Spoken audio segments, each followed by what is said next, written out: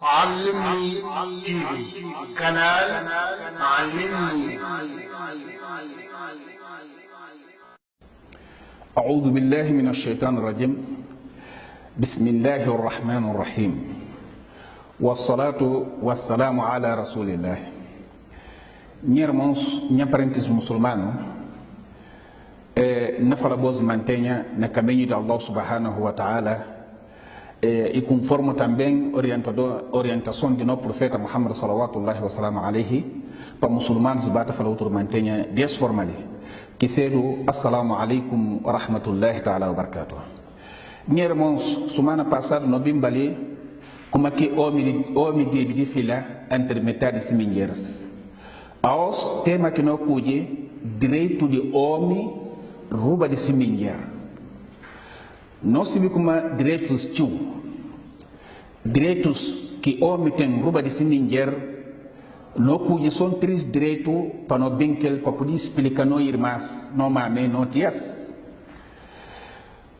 Na verdade, Allah subhanahu wa ta'ala está falando como ora que o minheiro fila para bom, que o bim range outros tipos de argumento como una busca na razão na mão de minheiro que ele é bom, ora que o homem tem tipo de manha e que está considerado como aquele bom homem.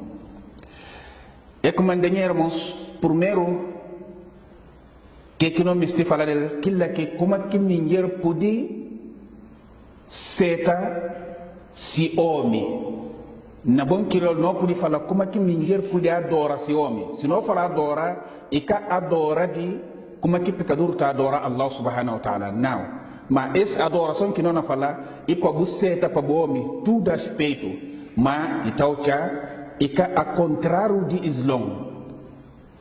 Ora que na sigue bom homem que profeta Muhammad fala o que também que está na Sharia que lá budi de pega se cras.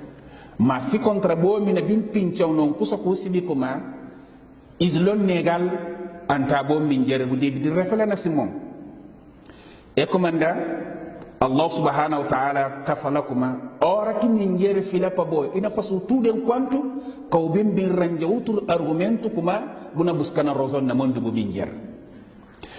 Se não vai jubi profeta Muhammad sallallahu wasallam alaihi que fala desse parte ali e fala ora que o me chama se minheiro na cama minheiro nega codice homem e fala como está doente na o corpo que quinte encatena bu tempo se vê como anjos na dau praga buna manse com nervo de Allah subhanahu wa ta'ala para Deus livrar daquilo.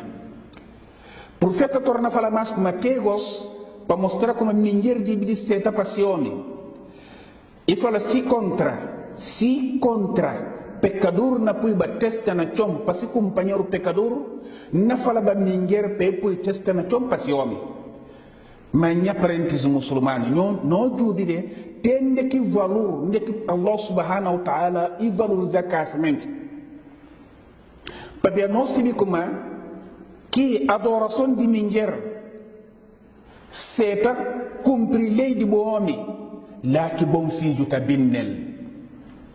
Papia homens de gosto que tem vida cumprida, bocadinho são homens que morificam o filho. Mas se contra que filho mendier que busca agradecimento, que tempo que não tem como homem, temento corpo de homem que engoda, o que chora bocana seca, ora que filho bem parece na que colar de cau, que ele tudo cau que entra nele, e que tá só nada. Segundo regras que não bem que cedo, como que mendier na seta reconheci para recompensar o valor desse homem. Que cedo coisas que o homem tem dentro de sua casa. Como que mulher deve prestar atenção no patrimônio de homem, ou filhos de homem, tudo que está na conta de homem, como que deve seguir aquilo lá, ou para cuidar da minha irmã.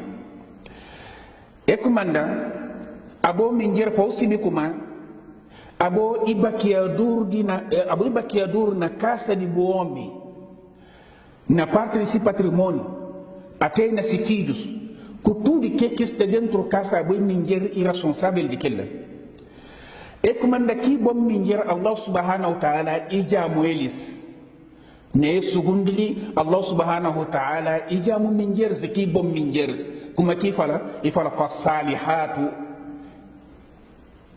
ki bom min ger possible kuma effeta passé omi e na sigi kamini da Allah subhanahu wa ta'ala ku révélation di no prophète Muhammad sallallahu wa sallam alayhi ko ki memo min ger possible kuma itamedi Allah subhanahu wa ta'ala itan libra si ponta di pano omis di rua son fi omi tudo que si omi ten dentro casa também e tem que segurar de boa maneira ora que so omi sai ibaidias man ta dimira ora que outro gente na fala kuma omi com minher tene mesmo igual dentro casa de somi a omi baiti su e se entendeu na casa ele que compra casa ainda dá o janta com se subusta doente ele que na curau para o bimbim tene mesmo pedo igual na dentro morasa no paranga na outro killa ka policedo Allah subhanahu wa ta'ala kasin ki falano